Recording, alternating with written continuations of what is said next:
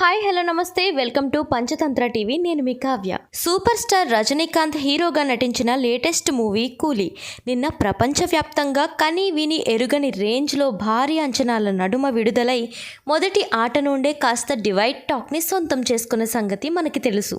భారీ అంచనాలు ఉన్న సినిమాలతో మొదటి నుండే ఇదే సమస్య. అంచనాలకు తగ్గట్టు సినిమా ఉండాలి, లేకపోతే ఎంత బాగున్నప్పటికీ కూడా టాక్ తేడా అయిపోతుంది. అయితే కూలీ చిత్రం మరీ అంత గొప్పగా ఏమీ లేదు, కానీ పర్వాలేదు అనిపించుకుంది.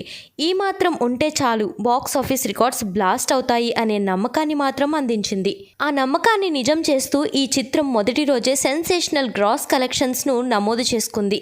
ట్రేడ్ పండితులు అందిస్తున్న సమాచారం ప్రకారం ఈ చిత్రానికి మొదటి రోజు ప్రపంచవ్యాప్తంగా అన్ని ప్రాంతీయ భాషలకు కలిపి 161 కోట్ల రూపాయలు గ్రాస్ వసూళ్లు వచ్చాయి.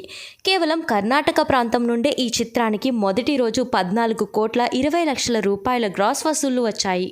ఇది తమిళ సినిమాల్లో ఆల్ టైమ్ రికార్డుగా చూడొచ్చు. అంతకుముందు విజయ్ నటించిన లియో చిత్రానికి 13 కోట్ల 65 లక్షల గ్రాస్ పేరిట ఆల్ టైమ్ రికార్డు ఉండేది.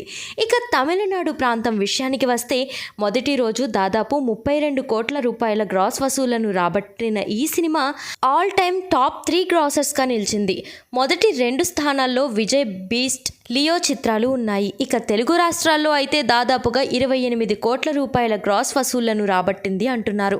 ఇక కేరళలో అయితే ఈ సినిమా అక్షరాల 10 కోట్ల రూపాయలకు పైగా గ్రాస్ వసూళ్లను రాబట్టింది. ఇంతటి గ్రాస్ వసూళ్లు ఈ మధ్య కాలంలో ఏ సినిమాకి కూడా రాలేదు.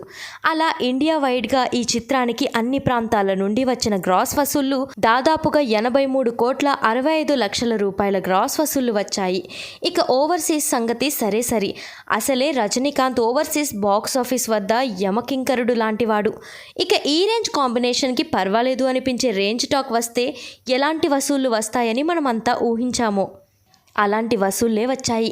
కేవలం నార్త్ అమెరికాలోనే ప్రీమియర్ షోస్ నుండి $3 మిలియన్ క్రాస్ కలెక్షన్స్ వచ్చాయి.